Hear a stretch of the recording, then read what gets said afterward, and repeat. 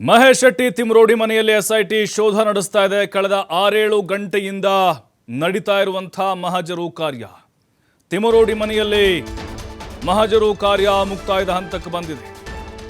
ಯಾಕಂದ್ರೆ ಈ ಚಿನ್ನಯ್ಯನಿಗೆ ಆಶ್ರಯ ಕೊಟ್ಟಂಥವರು ಮಹೇಶ್ ಶೆಟ್ಟಿ ತಿಮ್ರೋಡಿ. ವಿಚಾರಣೆ ವೇಳೆ ಗೊತ್ತಾಗಿದೆ. ಮಾಸ್ಕ್ ಮ್ಯಾನ್ ಹೇಳಿದ್ದಿದು ಚಿನ್ನಯ್ಯ ಅಲಿಯಾಸ್ ಚೆನ್ನ. ಅಲ್ಲೇನೇ ವಿಚಾರಣೆ ಮಾಡ್ತಾ ಇದ್ದಾರೆ. ಇಲ್ಲೇನಾದರೂ ಸಭೆಗಳಾಗ್ತಿತ್ತ? ರಹಸ್ಯ ಸಭೆಯಲ್ಲಿ ಯಾರೆಲ್ಲ ಇರ್ತಿದ್ರು? ನಿನಗೆ ಯಾವ ನಿರ್ದೇಶನ ಕೊಡ್ತಾ ಇದ್ರು? ಯಾರ್ಯಾರು ಇದ್ರು? ಮೀಟಿಂಗ್ ಮಾಡ್ತಿದ್ರ? ಮತ್ತು ಮಾಸ್ಕ್ ಮ್ಯಾನ್ ಮಲಗ್ತಾ ಇದ್ದಂಥ ಕೋಣೆಯನ್ನು ಕೂಡ SRT ಅವರು ಪರಿಶೀಲನೆಯನ್ನ ಮಾಡಿದ್ದಾರೆ. ನಿನಗೆ ಯಾರು ಡೈರೆಕ್ಷನ್ ಮಾಡ್ತಾ ಇದ್ರು? ಆ್ಯಕ್ಷನ್ ಕಟ್ ಯಾರು ಹೇಳ್ತಾ ಇದ್ರು? ಸ್ಕ್ರಿಪ್ಟ್ ಯಾರು ಬರ್ಕೊಡ್ತಾ ಇದ್ರು? ಆ್ಯಕ್ಟಿಂಗ್ ಮಾಡೋಕ್ಕೆ ಯಾರು ಹೇಳ್ಕೊಡ್ತಿದ್ರು? ಎಲ್ಲ ಪ್ರಶ್ನೆಗಳನ್ನು ಈ ಚಿನ್ನಯ್ಯ ಏನಿದ್ದಾರೆ ಬುರುಡೆ ಮ್ಯಾನ್ ಆತನಿಗೆ SIT ಅವರು ಕೇಳಿದ್ದಾರೆ. ಆತ ಮಲಗುತ್ತಿದ್ದ ಕೋಣೆಯನ್ನು ಕೂಡ ಪರಿಶೀಲನೆ ನಡೆಸಿದ್ದಾರೆ. ಏನಾದರೂ ಇದೆಯಾ ಅಲ್ಲಿ? ಏನಾದರೂ ವಸ್ತುಗಳು ಸಿಕ್ಕಿದೆಯಾ? ಈಗ ಯಾಕಂದರೆ ಈತನ ಮೊಬೈಲ್ ಸಿಗ್ತಾನೇ ಇಲ್ಲ. ಮೊಬೈಲ್ ಎಲ್ಲಿ ಹೋಗ್ತೀವಿ? ಒಂದು ತಮಿಳುನಾಡಿನಿಂದ 2-3 ತಿಂಗಳ ಹಿಂದೆ ಬಂದಂಥವು ನೀವು. ಯಾಕಂದರೆ ಈತನ 2ನೇ ಹೆಂಡತಿ ಮಾತಾಡಿದ್ದಾಳೆ. ಅವನ ಫೋನ್ ಬೇಕಲ್ವಾ? ಆ ಫೋನ್ಗೂ ಕೂಡ ಸಾಕಷ್ಟು ಹುಡುಕಾಟವನ್ನು ಈಗ SIT ಅವರು ನಡೆಸಿದ್ದಾರೆ. ಜನ ಬಂದರೆ ಕೋಣೆಗೆ ಬೀಗ ಹಾಕ್ತಿದ್ರು ಅಂತ ಮಾಸ್ಕ್ ಮ್ಯಾನ್ ವಿಚಾರಣೆ ವೇಳೆ ಹೇಳಿದಾನಂತೆ. ಯಾಕಂದರೆ 100 ಸಂಖ್ಯೆಯಲ್ಲಿ ತಿಮ್ರೋಡಿ ಅವ್ರ ಮನೆಗೆ ಜನ ಬರ್ತಾಯಿದ್ರು.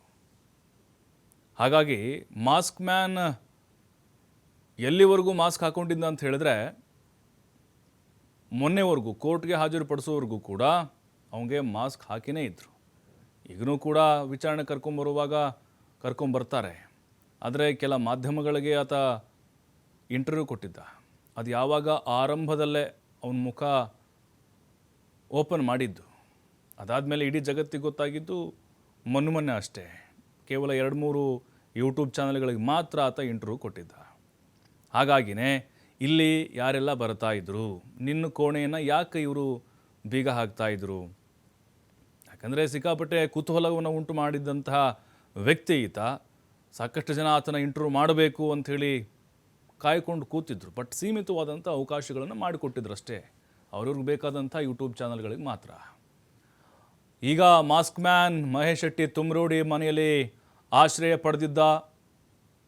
ಯಾಕಂದರೆ ವಕೀಲರ ಜೊತೆಗೆ ಈತ ಬರ್ತಾ ಇದ್ದ ಈ ವಿಚಾರಣೆಗೆ ಹಾಜರಾಗಬೇಕಾದ್ರೆ. ಮತ್ತು ಅಲ್ಲಿ ಇದಕ್ಕೆ ಗುಂಡಿ ಆಗಿರುವಂಥ ಸಂದರ್ಭದಲ್ಲಿ ವಕೀಲರ ಜೊತೆಗೆ ಬರ್ತಾ ಇದ್ನಲ್ವಾ, ಮಹೇಶ್ ಶೆಟ್ಟಿ ತಿಮ್ರೋಡಿ ಮನೆಯಿಂದ ಬರ್ತಿದ್ದಂತೀವನು. ಎಲ್ಲ ಅಲ್ಲೇ ಇವಂದು ಊಟ ಉಪಚಾರ, ದಿನನಿತ್ಯದ ಚಟುವಟಿಕೆಗಳು.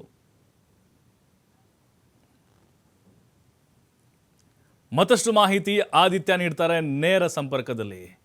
ಆದಿತ್ಯ, ಈಗ ಮಹೇಶ್ ಶೆಟ್ಟಿ ತಿಮ್ರೋಡಿಗೆ ಮತ್ತೆ ಸಾಕಷ್ಟು ಕಾನೂನಾತ್ಮಕವಾಗಿ ಗಂಡಾಂತರಗಳು ಎದುರಾಗುವ ಸಾಧ್ಯತೆಗಳು ಹೆಚ್ಚಾಗಿ ಕಾಣಿಸ್ತಾ ಇದೆ. ಈಗ ಮಾಸ್ಕ್ ಮ್ಯಾನ್ ಅಲಿಯಾಸ್ ಚಿನ್ನಯ್ಯ ಮತ್ತು ಯಾವೆಲ್ಲ ಸ್ಫೋಟಕ ವಿಚಾರಗಳನ್ನು ಸದ್ಯ ತಿಮ್ರೋಡಿ ಮನೆಯಲ್ಲಿ ಬಿಚ್ಚಿಡ್ತಾ ಇದ್ದಾನೆ. ಈಗ ಆತನಿಗೆ ಆಶ್ರಯ ಕೊಟ್ಟ ವಿಚಾರಕ್ಕೆ ಸಂಬಂಧಪಟ್ಟಂತೆ ಯಾವೆಲ್ಲ ಆಯಾಮದಲ್ಲಿ ಪ್ರಶ್ನೆಗಳನ್ನು ಕೇಳಲಾಗ್ತಾ ಇದೆ? ಇದರ ಹಿಂದಿನ ಬುರುಡೆ ಗ್ಯಾಂಗ್ ಸದ್ಯದರಲ್ಲೇ ತಗಲಾಕೊಳ್ಳುವಂಥ ಮುನ್ಸೂಚನೆಗಳೇನಾದರೂ ಸಿಗ್ತಾ ಇದೆಯಾ? ಪ್ರಭು, ಖಂಡಿತವಾಗಲು. ಯಾಕಂದರೆ 7 ಗಂಟೆಗಳ ಸುದೀರ್ಘ ವಿಚಾರಣೆ ಅಥವಾ ಮಹಜರನ್ನು ನೋಡಿದಂಥ ಸಂದರ್ಭ, ಮುಂದಕ್ಕೆ ಇಲ್ಲಿ SIT ಬರಬೇಕಾದ್ರೆ ಕೆಡ್ಡ ತೋಡಿ ಬರ್ತಾರೆ ಅನ್ನೋದು ಬಹುತೇಕ ಫಿಕ್ಸ್ ಅನ್ನುವಂಥ ರೀತಿಯಲ್ಲಿ ಕಾಣಿಸ್ತಾ ಇದೆ. ಯಾಕಂದರೆ ಇವತ್ತು ಬೆಳಿಗ್ಗೆ ಅವರು ಎಂಟ್ರಿ ಆಗಿದ್ದು ಕೋರ್ಟ್ನಿಂದ ಸರ್ಚ್ ವಾರೆಂಟನ್ನು ಪಡೆದುಕೊಂಡು. ಸರ್ಚ್ ವಾರೆಂಟ್ ಅಂದರೆ ಈ ಚಿನ್ನಯ್ಯನಿಗೆ ಸಂಬಂಧಪಟ್ಟಂಥ ದಾಖಲೆಗಳು, ಆತನ ಮೊಬೈಲ್ಗಳು ಅಥವಾ ಆತನ ಮೊಬೈಲ್ ಮತ್ತು ಆತನ ಗುರುತಿನ ದಾಖಲೆಗಳಾಗಿರ್ಬೋದು, ಆತನ ಬಟ್ಟೆ ಬರೆ, ಆತನಿಗೆ ಪಟ್ಟಿದಂಥ ವಸ್ತುಗಳು ಏನಿದೆಯೋ ಅದನ್ನು ಪಡಿಬೇಕು ಅನ್ನುವಂಥ ಕಾರಣಕ್ಕೋಸ್ಕರ ಅವರು ಇವತ್ತು ಸರ್ಚ್ ವಾರೆಂಟನ್ನು ಪಡೆದು 2 ಮನೆ ಅಂದರೆ ಮಹೇಶ್ ಶೆಟ್ಟಿ ತಿಮ್ರೋಡಿ ಅವರು ಸೇರಿದಂತೆ ಆತನ ಸಹೋದರರ ಮೋಹನ್ ಕುಮಾರ್ ಶೆಟ್ಟಿ ಅವರ ಮನೆಗೆ ಇವತ್ತು SIT ಅಧಿಕಾರಿಗಳು ಲಗ್ಗೆ ಇಟ್ಟಿದ್ರು. ಆದರೆ ಬೆಳಿಗ್ಗೆ 9:30 ನಿರಂತರವಾಗಿ ಈಗಿನವರೆಗೂ ಕೂಡ ವಿಚಾರಣೆ ಕಂಟಿನ್ಯೂ ಆಗಿ ನಡೀತಾ ಇದೆ. ಸ್ಥಳ ಮಹಜರು ನಡೀತಾ ಇದೆ. ಇಂಚಿಂಚು ಮಾಹಿತಿಯನ್ನು ಅವರು ಪಡಿತಾ ಇದ್ದಾರೆ. ಮುಂದಕ್ಕೆ ಇಲ್ಲಿಗೆ SIT ಅಧಿಕಾರಿಗಳು ಮಹಜರಿಗೆ ಅಂತ ಬರುವಂಥದ್ದು ಬಹುತೇಕ ಡೌಟ್ ಅಂತ ಕಾಣಿಸ್ತಾ ಇದೆ. ಯಾಕಂದರೆ ಮಹೇಶ್ ಶೆಟ್ಟಿ ತಿಮ್ರೋಡಿ ಅವರ ಮನೆಯಲ್ಲಿ ಅನಾಮಿಕ ಯಾವಾಗ ಬಂದ, ಆತ ಎಷ್ಟು ದಿನಗಳ ಕಾಲ ಇದ್ದಂಥ ಸಂದರ್ಭದಲ್ಲಿ ಆದಂಥ ಬೆಳವಣಿಗೆಗಳು ಏನು, ಆತನಿಗೆ ಡೈರೆಕ್ಷನ್ ಕೊಡ್ತಿದ್ದಂಥವರು ಯಾರು, ಅಲ್ಲಿ ದಿನನಿತ್ಯ ಏನೆಲ್ಲ ಕೆಲಸಗಳು ಆಗ್ತಾ ಇತ್ತು, ಏನೆಲ್ಲ ಘಟನಾವಳಿಗಳು ಆಗ್ತಾ ಇತ್ತು, ಯಾರೆಲ್ಲ ಬಂದು ಹೋಗ್ತಾ ಇದ್ರು, ಎಲ್ಲವನ್ನ ಕೂಡ ಅದೇ ಚಿನ್ನಯ್ಯನಿಂದ ಅದೇ ಜಾಗದಲ್ಲಿ ಮತ್ತೆ ಸೀನ್ ಟು ಸೀನ್ ರಿಕ್ರಿಯೇಟ್ ಮಾಡಿ ಮಹಜರು ಪ್ರಕ್ರಿಯೆಯನ್ನ ಮಾಡ್ತಾ ಇದ್ದಾರೆ. ಮತ್ತು ಮಹೇಶ್ ಶೆಟ್ಟಿ ತಿಮರೋಡಿಗೆ ಸಂಬಂಧಪಟ್ಟಂತಹ ಮನೆಯ ಸಿಸಿ ಕ್ಯಾಮೆರಾಗಳು ಏನಿದೆಯೋ ಅದಕ್ಕೆ ಸಂಬಂಧಪಟ್ಟಂತಹ ಹಾರ್ಡ್ ಡಿಸ್ಕ್ ಅನ್ನ ಕೂಡ ಈಗಾಗಲೇ ಎಸ್ಐಟಿ ಅಧಿಕಾರಿಗಳು ವಶಕ್ಕೆ ಪಡಿತಾ ಇದ್ದಾರೆ. Scene of crime officers, SOCO ಅಧಿಕಾರಿಗಳು ಕೂಡ ಈ ಎಲ್ಲ ಪ್ರಕ್ರಿಯೆಯಲ್ಲಿ ಇದ್ದಾರೆ ಸಾಕ್ಷಿಗಳಾಗಿ. ಅವರು ಎಲ್ಲವನ್ನ ಕೂಡ ಹಂತ ಹಂತವಾಗಿ ಈಗ ಒಂದು ಉತ್ಖನನಕ್ಕೆ ಹೋದಂತ ಸಂದರ್ಭದಲ್ಲಿ ಯಾವ ತರ ಮಹಜರು ಮಾಡ್ತಾ ಇದ್ರು, ಇಲ್ಲೂ ಕೂಡ ಎಲ್ಲೂ ಯಾವುದೇ ರೀತಿಯ ಲೋಪದೋಷಗಳು ಬರಬಾರದು ಮುಂದಕ್ಕೆ ಅನ್ನುವಂತಹ ರೀತಿಯಲ್ಲಿ ಪಿನ್ ಟು ಪಿನ್ ಮಹಜರನ್ನ ಮಾಡ್ತಾ ಇರುವಂತದನ್ನ ನಾವು ಗಮನಿಸಬಹುದು. ಇದಾದ ಬಳಿಕ ಮುಂದಕ್ಕೆ ಎಸ್ಐಟಿ ಅಧಿಕಾರಿಗಳು ಬರೋದು ಅಥವಾ ಅವರ ಆಗಮನದ ನಿರೀಕ್ಷೆ ಯಾರನ್ನಾದರೂ ವಶಕ್ಕೆ ಪಡೆಯೋದಕ್ಕೆ ಅನ್ನುವಂಥ ರೀತಿಯ ಬೆಳವಣಿಗೆಗಳು ನಡೀತಾ ಇದೆ. ಯಾಕಂದ್ರೆ ಚಿನ್ನಯ್ಯ ಈ ಹಿಂದೆನೇ ಹೇಳಿದ್ದ, ನಾನು ಕೇವಲ ಪಾತ್ರಧಾರಿ ಮಾತ್ರ, ನನ್ನ ಹಿಂದೆ ಸೂತ್ರಧಾರಿಗಳು ಇದ್ದಾರೆ. ಆ ಸೂತ್ರಧಾರಿಗಳು ಯಾರು ಅನ್ನೋದನ್ನ, ಆ ಬುರುಡೆ ಗ್ಯಾಂಗ್ನ ಸದಸ್ಯರು ಯಾರು ಅನ್ನೋದನ್ನ ಕೂಡ ಆತ ಹೆಸರು ಹೇಳಿ ಆತ ಹೇಳಿದ್ರು ಕೂಡ ಅವರನ್ನ ವಶಕ್ಕೆ ಪಡಿಬೇಕು, ಅವರನ್ನ ವಿಚಾರಣೆಗೆ ಮಾಡಬೇಕು ಅಂದ್ರೆ ಎಸ್ಐಟಿಗೂ ಕೂಡ ಬಹಳ ಮಹತ್ವವಾದ ದಾಖಲೆಗಳು ಬೇಕಾಗುತ್ತೆ. ಯಾಕಂದ್ರೆ ಆಶ್ರಯ ಯಾರು ಬೇಕಾದ್ರೂ ಕೊಡಬಹುದು, ಕಾನೂನೇ ಆತನಿಗೆ ಸಂರಕ್ಷಣೆಯನ್ನ ನೀಡಿತ್ತು, ಸಾಕ್ಷ್ಯ ಸಂರಕ್ಷಣಾ ಕಾಯ್ದೆ ಅಡಿಯಲ್ಲಿ ಆತನಿಗೆ ಸೆಕ್ಯೂರಿಟಿ ಇತ್ತು, ಪೊಲೀಸರೇ ಆತನಿಗೆ ಎಸ್ಕಾರ್ಟ್ ಆಗಿದ್ರು. ಮತ್ತು ಆತ ಮಹೇಶ್ ಶೆಟ್ಟಿ ತಿಮರೋಡಿ ಮನೆಯಿಂದ ಬರ್ತಾ ಇದ್ದಾನೆ ಅನ್ನುವಂಥದ್ದೇನು ಹೊಸ ವಿಚಾರ ಅಲ್ಲ, ಇಲ್ಲಿಗೆ ಬರ್ತಾ ಇದ್ದಂತ ಪೊಲೀಸರಿಗೂ ಕೂಡ ಆ ಮಾಹಿತಿ ಇತ್ತು. ಆದ್ರೆ ಇವತ್ತು ಎಸ್ಐಟಿ ಅಧಿಕಾರಿಗಳು ವಿಚಾರಣೆ ಮಾಡ್ತಾ ಇರೋದು ಒಂದು ಆತ ಅಲ್ಲಿ ಇದ್ದ ಕುರಿತಾದ ಅಥವಾ ಆತನ ಇರುವಿಕೆಗೆ ಬೇಕಾದಂತ ಸಾಕ್ಷ್ಯಗಳು ಮತ್ತು ಆತನಿಗೆ ಆಶ್ರಯ ಕೊಟ್ಟವರ ಮಾಹಿತಿಗಳು, ಇದರ ಒಂದಿಗೆ ಯಾರು ಆತನ ಸೂತ್ರಧಾರಿಗಳು, ಆ ಆರೋಪಿತರು ಯಾರಿದ್ದಾರೋ ಅವರಿಗೆ ಲಿಂಕ್ ಆಗುವಂತ ಯಾರಾದರೂ ವ್ಯಕ್ತಿಗಳು, ವಸ್ತುಗಳು, ದಾಖಲೆಗಳು ಇಲ್ಲಿ ಸಿಗುತ್ತಾ ಅನ್ನುವಂಥ ರೀತಿಯ ಕೂಡ ತಲಾಶ್ ನಡೀತಾ ಇದೆ. ಇದು ಸುದೀರ್ಘವಾಗಿ ನಡೀತಾ ಇದೆ. ಹಾಗಾಗಿ ಇವತ್ತು ಸಂಜೆ 6 ಗಂಟೆವರೆಗೂ ಕೂಡ ಇದು ನಡೆಯುತ್ತೆ, ಮುಂದುವರಿಯುತ್ತೆ. ದಯಾಮ ಅವರೇ ಅಖಾಡದಲ್ಲಿ ಇದ್ದಾರೆ. ಒಂದು ಕಡೆಯಿಂದ ಒಂದು ಅಧಿಕಾರಿಗಳ ತಂಡ ಮಹೇಶ್ ಶೆಟ್ಟಿ ತಿಮರೋಡಿ ಅವರ ಮನೆಯಲ್ಲಿ ತಲಾಶ್ ಮಾಡ್ತಾ ಇದ್ರೆ, ಇನ್ನೊಂದು ಕಡೆಯಿಂದ ಮೋಹನ್ ಕುಮಾರ್ ಶೆಟ್ಟಿ ಅವರ ಮನೆಯಲ್ಲೂ ಕೂಡ ನಿರಂತರವಾಗಿ ಮಹಜೂರು ಪ್ರಕ್ರಿಯೆ ನಡೀತಾ ಇದೆ. ಮೋಹನ್ ಕುಮಾರ್ ಶೆಟ್ಟಿ ಮನೆಯಲ್ಲಿ ಯಾರೆಲ್ಲ ಈ ಚಿನ್ನಯ್ಯನನ್ನ ಇರುವಂತ ಸಂದರ್ಭದಲ್ಲಿ ಯಾರೆಲ್ಲ ಇದ್ರು ಅವರಿಂದ ಕೂಡ ಅಗತ್ಯ ಮಾಹಿತಿಯನ್ನ ಎಸ್ಐಟಿ ಪಡಿತಾ ಇದೆ. ಸೊ ಈ ಎಲ್ಲ ಮಾಹಿತಿಯ ಆಧಾರದಲ್ಲಿ ಮುಂದಿನ ದಿನಗಳಿಗೆ ಸೂತ್ರಧಾರಿಗಳಿಗೆ ಸಂಕಷ್ಟ ಎದುರಾಗುವಂತ ಲಕ್ಷಣಗಳು, ಅವರಿಗೆ ನೋಟಿಸ್ ನೀಡಿ ವಿಚಾರಣೆಗೆ ಹಾಜರಾಗಿ ಅನ್ನುವಂತ ಹೇಳುವಂತ ಸಾಧ್ಯತೆಗಳು, ಇದೆಲ್ಲವನ್ನ ಮೀರಿ ಅವರನ್ನ ನೇರವಾಗಿ ವಶಕ್ಕೆ ಪಡೆಯುವಂತ ಸಾಧ್ಯತೆಗಳು ಕೂಡ ಅದಕ್ಕೆ ಸಂಬಂಧಪಟ್ಟ ಹಾಗೆ ಅನುಮಾನಗಳು ಕೂಡ ಬಹಳ ದಟ್ಟವಾಗಿ ಕಾಣಿಸ್ತಾ ಇದೆ. ಯಾಕಂದ್ರೆ ಎಸ್ಐಟಿ ಯಾವಾಗ ಚಿನ್ನಯ್ಯ ಈ ತರ ಕನ್ಫ್ಯೂಸ್ ಮಾಡಿಕೊಳ್ತಾನೋ ಕೂಡಲೇ ಆತನನ್ನ ಬಂಧಿಸ್ತಾರೆ. ಆದ್ರೆ ಆ ಬಳಿಕ ಆತನನ್ನ ಕಾಂಟ್ಯಾಕ್ಟ್ ಮಾಡಿದ ಅಥವಾ ಆತನನ್ನ ಉಜಿರೆಗೆ ಪರಿಚಯಿಸಿಕೊಟ್ಟ, ಆತನಿಗೆ ಕೆಲಸಕ್ಕೆ ದಾರಿ ಮಾಡಿಕೊಟ್ಟಂತ ಆತನ ಅಣ್ಣ ತಾನಾಸಿಯನ್ನ ಕರೆದು ವಿಚಾರಣೆ ಮಾಡ್ತಾರೆ. ಆ ಬಳಿಕ ಆತ ಯಾರನ್ನೆಲ್ಲ ಕಾಂಟ್ಯಾಕ್ಟ್ ಆಗಿದ್ನೋ, ಯಾರ ಮೂಲಕ ಈ ಗ್ಯಾಂಗಿಗೆ ಆತನ ಸಂಪರ್ಕವಾಗುತ್ತೋ ಅವರೆಲ್ಲರನ್ನ ಕೂಡ ಹಂತ ಹಂತವಾಗಿ ವಿಚಾರಣೆ ಮಾಡುವ ಪ್ಲಾನ್ ಎಸ್ಐಟಿ ಮಾಡಿಕೊಳ್ಳುತ್ತೆ.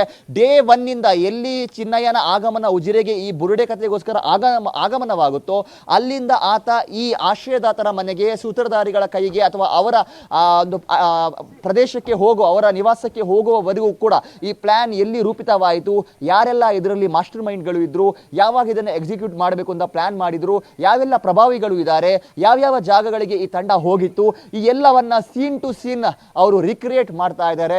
ಡೇ 1 ಅಂದ್ರೆ ಉತ್ಖನನಕ್ಕೆ ಡೇ 1 ಉತ್ಖನನ ಯಾವಾಗ ಅನಾಮಿಕ ದೂರುದಾರ ವರ್ಷಗಳ ಬಳಿಕ ಅಧಿಕೃತವಾಗಿ ಧರ್ಮಸ್ಥಳ ಗ್ರಾಮಕ್ಕೆ ಎಂಟ್ರಿ ಕೊಡುವಂತ ಸಂದರ್ಭ ಯಾವ ತರದ ಒಂದು ರೋಚಕತೆ ಇದೆಯೋ ಅದೇ ರೀತಿಯ ರೋಚಕತೆ, ಕೌತುಕ, ಕುತೂಹಲ ಮತ್ತೆ ಈಗ ನಿರ್ಮಾಣವಾಗಿದೆ. ಹಾಗಾಗಿ ಎಸ್ಐಟಿ ಅಧಿಕಾರಿಗಳ ಒಂದು ತನಿಖೆಯ ಹಾದಿ ಕೂಡ ಬಹಳ ತೀವ್ರತರನಾದ ರೀತಿಯಲ್ಲಿ ಇದೆ. ಗೃಹ ಸಚಿವ ಪರಮೇಶ್ವರ್ ಏನಿದಾನೆ ಆತ ಏನೋ ಅನ್ಕೊಂಡು ಬಂದ. ನೂರಾರು ಶವಗಳು, ಕೆಲವು ಯೂಟ್ಯೂಬ್ ಇಂಟರ್ವ್ಯೂಗಳನ್ನು ನೋಡ್ತಾ ಇದ್ವಿ. ಒಂದು ಮುಖ ಓಪನ್ ಮಾಡಿ ಸ್ಟಾರ್ಟಿಂಗಲ್ಲಿ ಇಂಟರ್ವ್ಯೂ ಕೊಟ್ಟದ್ದು 1500 ಹೆಣ್ಣುಗಳನ್ನು ಹೂತಿದ್ದೇನೆ ಅಂತ ಹೇಳ್ದ. ಈಗ ಒಂದೇ ಅಥವಾ ಅಸ್ಥಿ ಪಂಜರ ಏನೋ ಆತನ ನಿರೀಕ್ಷೆ ಎಲ್ಲ ಹುಸಿ ಆಗಿಬಿಡ್ತು. ಹಾಗಾಗಿ ಆತನ ಹಿಂದೆ ಇದ್ದಂಥ ಗ್ಯಾಂಗ್ ಕೂಡ ಇವೆಲ್ಲ ಬೆಳವಣಿಗೆ ನೋಡಿ ಅವನ ಮೇಲೆ ಕೋಪಗೊಂಡಿದೆ ಅಂತ ಹೇಳಲಾಗ್ತಾ ಇದೆ, ಚರ್ಚೆ ಆಗ್ತಾ ಇದೆ.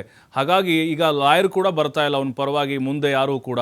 ಈಗ ಒಬ್ಬಂಟಿ ಆಗ್ಬಿಟ್ಟೆ, ನಾನು ಯಾಕಾದರೂ ಇವ್ರು ಸಹವಾಸ ಮಾಡಿಬಿಟ್ಟೆ ಅಂಥೇಳಿ ಪಶ್ಚಾತ್ತಾಪ ಏನಾದರೂ ಅವನಿಗೆ ಕಾಡ್ತಾ ಇರ್ಬೋದು ಅಂಥೇಳಿ ಈ ವಿಚಾರಣೆ ಸಂದರ್ಭದಲ್ಲಿ ಪೊಲೀಸರ ಮುಂದೆ ಆ ದುಃಖವನ್ನು ಏನಾದರೂ ಹೊರ ಹಾಕಿರ್ಬೋದಾ, ಸಾಧ್ಯತೆಗಳಿತ್ತು ಅಂತ? ಪ್ರಭು, ನಿಜವಾಗ್ಲೂ ಹೌದು. ಆತ ಯಾವಾಗ ಈ ಒಂದು ಕನ್ಫೆಷನ್ ಅನ್ನ ಮಾಡ್ಕೊಳ್ತಾನೋ ಆ ಸಂದರ್ಭದಲ್ಲಿ ಆತ ಒಂದು ಅಧಿಕಾರಿಗಳ ವಿಚಾರಣೆಯ ಮೂಲಕ ಆತ ಬಾಯಿ ಬಿಟ್ಟಿರ್ತಾನೆ. ಇನ್ನೊಂದು ಕಡೆಯಿಂದ ಆತ ಎಲ್ಲವನ್ನ ಕನ್ಫೆಸ್ ಮಾಡ್ಕೊಳ್ಳೋದ ಜೊತೆಗೆ ಆತನಿಗೆ ಆದಂತಹ ಕಷ್ಟ ನಷ್ಟಗಳು ಏನು ಅನ್ನುವಂಥದ್ದನ್ನ ಕೂಡ ಅಧಿಕಾರಿಗಳ ಮುಂದೆ ಎಲ್ಲವನ್ನ ಎಳೆಯಾಗಿ ಬಿಚ್ಚಿ ಬಿಡ್ತಾನೆ. ಆತನಿಗೆ ಆದಂತಹ ನೋವುಗಳು, ನಿಂದನೆಗಳು, ಇದಕ್ಕೆ ಬಂದು ಆತ ಸಿಕ್ಕಾಕೊಂಡಂತಹ ರೀತಿ ಮತ್ತು ಆತನನ್ನ ಯಾವ ತರ ಟ್ರೀಟ್ ಮಾಡ್ತಾ ಇದ್ರು, ಬುರುಡೆಗಾಗಿ ಹುಡುಕಾಟ ಆರಂಭವಾಗುವ ಹೊತ್ತಿನಲ್ಲಿ ಅವನಿಗೆ ಯಾವ ರೀತಿಯ ರಾಜಮರ್ಯಾದೆಯನ್ನು ನೀಡಲಾಗ್ತಾ ಇತ್ತು. ದಿನ ಕಳೆದಂತೆ ಅಸ್ಥಿಪಂಜರಗಳು ಪತ್ತೆ ಆಗ್ತಾ ಇಲ್ಲ ಅಂತ ಹೇಳುವ ಸಂದರ್ಭ ಆ ಒಂದು ಟ್ರೀಟ್ಮೆಂಟ್ ಯಾವ ತರ ಬದಲಾವಣೆ ಆಯಿತು, ಆ ನಡವಳಿಕೆಗಳು ಯಾವ ತರ ಬದಲಾವಣೆ ಆಯಿತು, ಏನು ಆತನಿಗೆ ಕೊಡ್ತಾ ಇದ್ದಂಥ ಸಪೋರ್ಟ್ ಆತನಿಗೆ ವಿರುದ್ಧವಾಗಿ ಅದು ತಿರುಗಿ ಬೀಳ್ತು, ಯಾವ ತರದ್ದು ನಿಂದನೆಯಾಗಿ ಪರಿವರ್ತನೆ ಆಯಿತು. ಮತ್ತು ಪಾಯಿಂಟ್ 6ರಲ್ಲಿ ಅಸ್ಥಿಪಂಜರ ಸಿಕ್ಕಂತ ಸಂದರ್ಭ ಆತ ಸ್ವಲ್ಪ ನಿರಾಳನಾಗ್ತಾನೆ. 8 ವರೆಗೂ ಕೂಡ ಆತನಿಗೆ ಏನು ಅಷ್ಟು ದೊಡ್ಡ ಮಟ್ಟಿನ ಪ್ರೆಷರ್ ಇರೋದಿಲ್ಲ. ಆದರೆ 9, 10 ಬಳಿಕ ಮತ್ತೆ ಆತನ ದೆಸೆ ಬದಲಾಗುತ್ತೆ.